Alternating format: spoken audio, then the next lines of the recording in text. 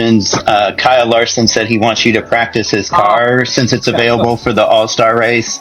I'm curious if anybody from Hendrick has talked to you yet, and if that's a possibility.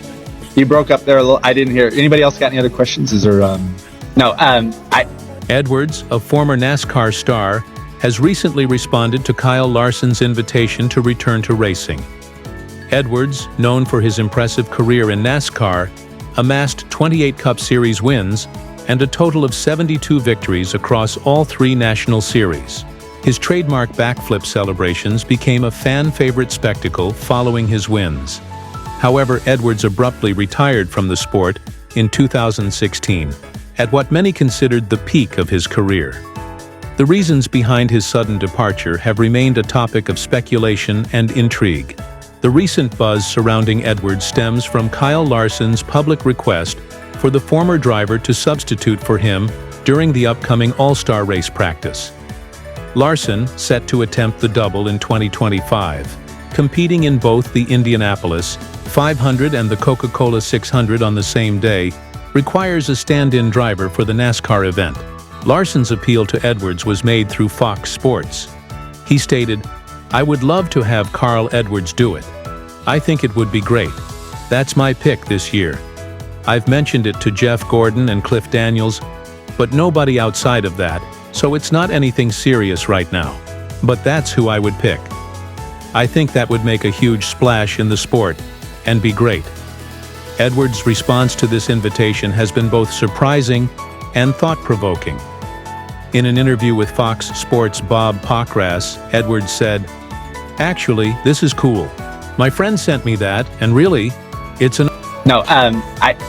Actually, it was cool. My friend Chris Santucci sent me that, and it's an honor.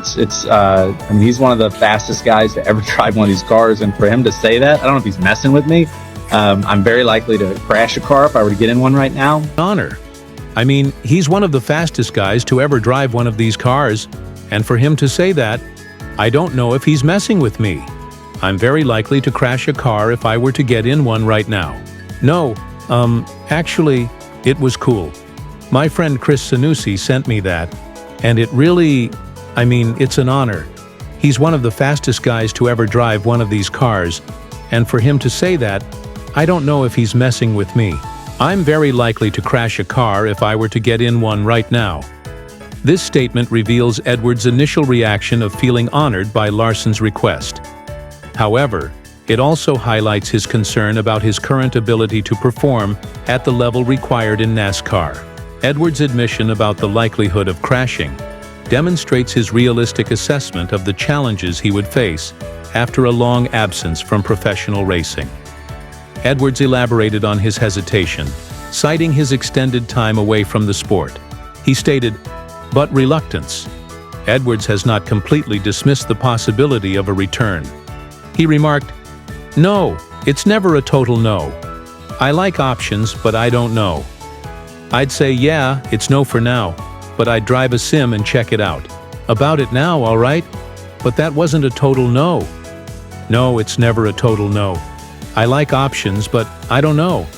I'd say, yeah, it's no for now, but I'd drive a sim and check it out." The potential return of Carl Edwards to NASCAR, even for a single event, presents several challenges. The sport has undergone significant changes since Edwards' retirement in 2016, most notably with the introduction of the next-gen car. This new vehicle has posed adaptation difficulties even for current drivers, let alone those who have been away from the sport for an extended period. Edwards' lack of recent racing experience is another factor to consider. The high-speed, high-pressure environment of NASCAR requires drivers to maintain peak physical and mental condition, as well as familiarity with current racing strategies and technologies. Edwards would need extensive preparation to compete at the level expected in a NASCAR event. The implications of Edwards' comments extend beyond the immediate question of his participation in the All-Star race practice. By leaving the door open for future involvement, Edwards has reignited interest in his potential return to the sport. This has generated excitement among fans who have long hoped to see the popular driver back on the track. Edwards' response also highlights the enduring interest in his career and the impact he made on NASCAR. Despite being away from the sport for several years, Edwards remains a figure of significant interest and admiration within the racing community. If Edwards decides not to accept Larson's invitation, Hendrick Motorsports will need to explore alternative options for a substitute driver. One possibility is Kevin Harvick, who filled in for Larson during the 2024 All-Star race practice when Larson first attempted the double. Harvick's recent experience with the next-gen car and his continued involvement in the sport through broadcasting make him a logical choice. While the focus has been on Edwards' potential return, it's important to note the significance of Kyle Larson's 2025 double attempt. Larson's previous attempt in 2024 faced significant challenges due to weather delays. He was unable to compete in the Coca-Cola 600 after completing the Indianapolis 500, as rain delays in Indianapolis prevented him from reaching Charlotte in time for the NASCAR race. The 2025 attempt presents new challenges for Larson. Recent rule changes affecting playoff eligibility add extra pressure to his scheduling and decision-making. If weather or other unforeseen circumstances delay the Indy 500, Larson will face a difficult choice between completing the race and ensuring he makes it to the Coca-Cola 600 in time to maintain his NASCAR championship eligibility. Carl Edwards' NASCAR career was marked by numerous achievements and near misses. He entered the sport during what many consider its financial peak, a time when breaking into NASCAR was particularly challenging. Edwards, who was working as a substitute teacher while trying to establish himself as a racer, famously handed out business cards at tracks that read, "If you're looking for a driver, you're looking for me."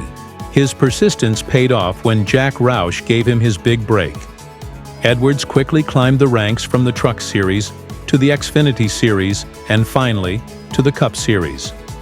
Along the way, he captivated audiences with his skill on the track and his trademark backflips off his winning car. One of Edwards' most memorable moments came at Talladega Superspeedway, where he ran across the finish line to complete a race after his car had been wrecked on the final lap, while battling Brad Keselowski for the win. This determination and showmanship endeared him to fans and fellow competitors alike. Edwards' career saw him compete for several top teams. He eventually left Roush to join Joe Gibbs Racing in pursuit of an elusive Cup Series championship. He came agonizingly close to the title twice, most famously losing the 2011 championship in a tiebreaker to Tony Stewart. His final shot at the title came in 2016, when he was leading the season finale before a controversial late caution led to a restart where Edwards was involved in a wreck. Following that heartbreaking loss, Edwards made the shocking decision to step away from NASCAR. His retirement announcement came as a surprise to many, given that he was still at the height of his competitive abilities. Edwards has never been fully transparent about his reasons for leaving the sport, which has led to ongoing speculation and debate among fans and analysts. Since his retirement, Edwards has maintained a low profile in the racing world. He occasionally appears for rescue and recovery work in his home state of Missouri, where he has also been courted to run for public office. Edwards has neither confirmed nor denied interest in a political career, maintaining the air of mystery that has surrounded him since his departure from NASCAR. Edwards' potential return to NASCAR, even for a one-off event like the All-Star race practice, would undoubtedly generate significant interest and excitement. However, his comments suggest that he is well aware of the challenges such a return would entail. The evolution of the sport, particularly with the introduction of the next-gen car, presents a steep learning curve even for experienced drivers.